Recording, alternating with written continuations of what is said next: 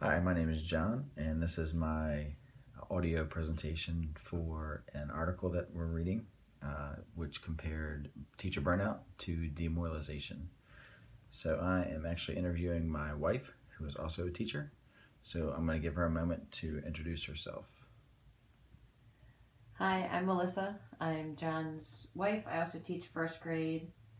I've taught fourth grade for a number of years, as well as second grade and third grade. This is my 13th year teaching.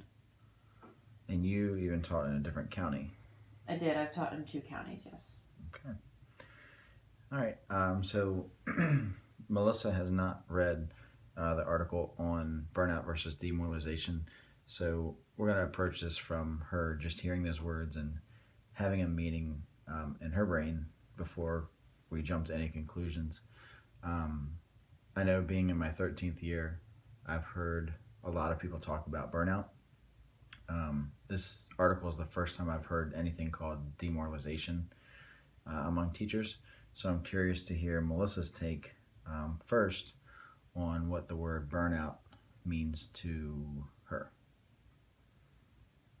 So I think for me, when I hear the word burnout in a school or classroom or education setting, it's kind of that they're overworked and they don't have anything left. There's nothing left to give. Kind of a very literal sense of the word. Um, so I think that's pretty much what I would associate it burnout with. Just the overworked and like they've exhausted all of their options and what they have to give or offer to a school or a classroom or the children in front of them. And, being in your 13th year also, is that something that has changed? You think over the last 13 years, do you feel burned out? I wouldn't say this year that I feel burnout because I've made a grade level change.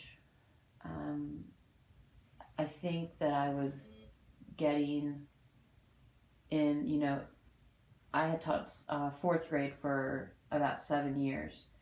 And I don't know that I was getting burnout, but I could definitely feel myself getting into a rut. So I think had I stayed in that grade level for another year or two, I probably would have started to feel the burn, like to feel burnout. This year I felt a lot of different things. Moving to a completely new grade level, I've never taught this young of an age group of children. Um, so I felt differently at the beginning of the year, but I didn't feel burned out.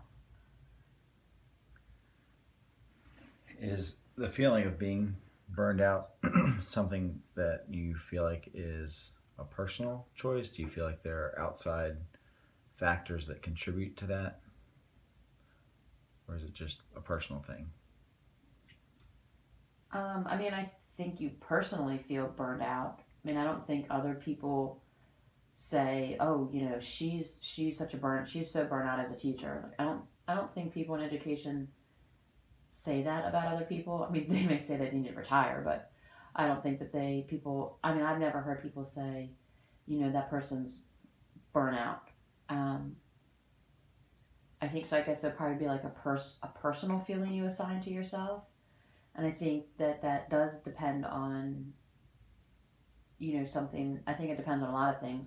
Partially what's going on in your life personally, but also what is being thrown at you professionally in the education field. Whether it's you know behaviors of students, parents, something coming from your administration, whether it's something coming from your county, your district, your state, whatever it may be. So I would say it's kind of a combination of a bunch of factors that you just get fed up with and kind of feel like you're at a loss. So you mentioned a lot of other factors besides just teaching kids, and I see that every day. I see a lot of different things that are put on your plate that come along with the job of teaching kids, and I keep trying to, as myself, personally, when I reflect on myself and my teaching, always keep that in the forefront of what I'm doing as a reminder. Hey, this is why I got into this, so many years ago, and this is why I get up each day and do it. What are some of the things you mentioned? Behavior. You mentioned stuff from administration. What are some of the things that make, I guess, your plate overflow, um, that are important things in the district's or the school system's mind that need to be done in order for us to do a good job? Well, I think a lot of it is the paperwork piece. Having like SLOs and documenting this. The point of SLOs is to track your student growth. Well, any good teacher tracks their student growth, whether they have to fill it in some designated form or not, or they scratch down on paper or highlight things on a spreadsheet, whatever it is. I mean, any good teacher is going to do that naturally. So I think going through the motions of having to take the time, the extra time to put it into a specific document just to say this is where my students look like growth wise, I think is just kind of redundant at that point. Um, and just other things along those lines. New curriculum. We don't call it, like, for example. Okay, I've been teaching ELA in fourth grade for 7 years. I teach it now in first grade. It's been ELA, it's been English, it's been reading, it's now literacy, integrated literacy. It's like, why, like, just silly things like that doesn't seem like a big deal, but when there's many many silly little things like that, it becomes just one more thing on your plate, on top of having the children in front of you, like on top of your kind of stereotypical teaching things, the kids, the behaviors, the parents, all those things that kind of come with teaching that of, but then you have all these other silly things that are just, it seems like more work for teachers, but really is something that either we're already doing in some form or fashion, or just a way to kind of dictate or control what we do in the classroom. Yeah, it's funny. I think, being in a school every day, whether it be as a teacher, as an aide, or even as an administrator, I think you have a really good sense of what needs to happen to do your job of educating kids. But I think you're more aware of everything else that gets in the way of that. I've always been a huge advocate for, you know, staff that have been hired at the Board of Ed level that are no longer in the classroom, having them cycle back through, every couple of years into a school, whether it be an administrator position or a teacher position, just to stay familiar with what our job looks like and how it's changed over the last decade. Because I honestly feel like a lot of the things that are stressing us, some of the things that are stressing us are not really in our control, because it's baggage that the kids come to us with. But I think a lot of the policy that's being written for different things that are mandated in the classroom are within the control of people at the board level or at the state level, and are real contributing factors to actually what the book or that article describes as demoralization. Um, Everything else that's being asked of us, on top of our job of educating kids. So, Melissa, when I mentioned the word demoralization, we just talked about a lot about what burnout means, and that's a term that I feel like we hear a lot at school, among teachers, different peer groups, different colleagues. But what does the word demoralization mean to you? Well, I think, again, I kind of take it very literally in the sense that you feel demoralized, which means like you're, like, almost like your professional judgment doesn't matter. If you think you're the one that spends most time with these children, even on a daily basis. You see them more than their parents see them most of the time, and so you really come to learn those children and build relationships with those children. And so when you say that this child needs this intervention, or that this child needs this specific whatever,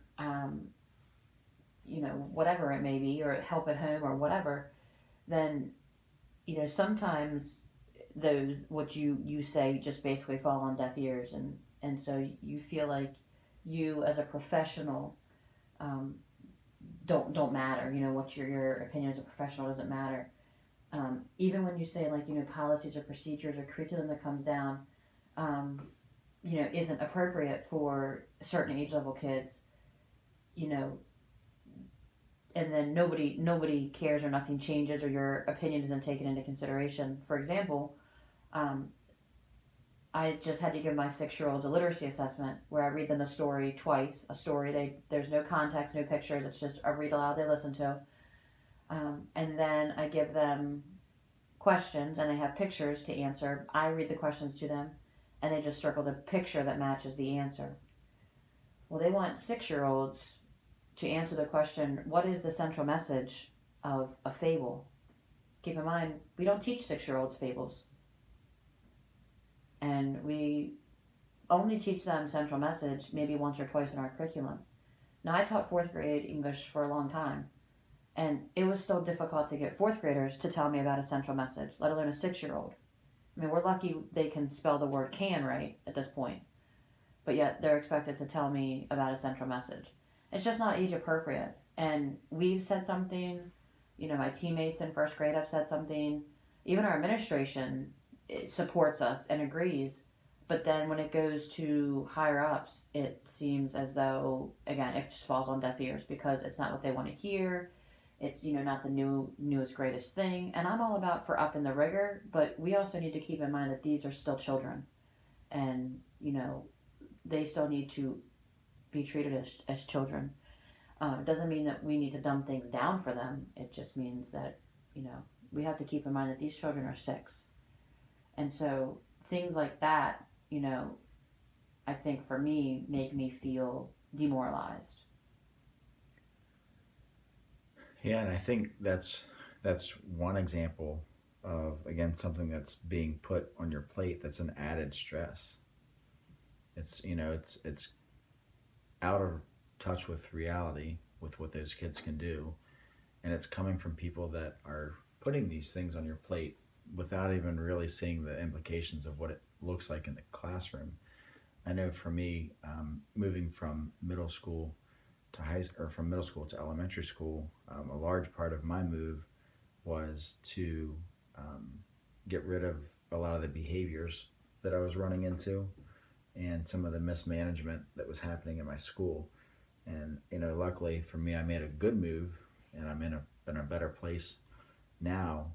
But still, the requirements of being a teacher are involve having a plate that's overflowing with politics. Like you said, the whole SLO process is absolutely ridiculous. It completely takes a ton of time each year. The paperwork that goes along with referring students for different reasons. Um, the planning is different than it used to be.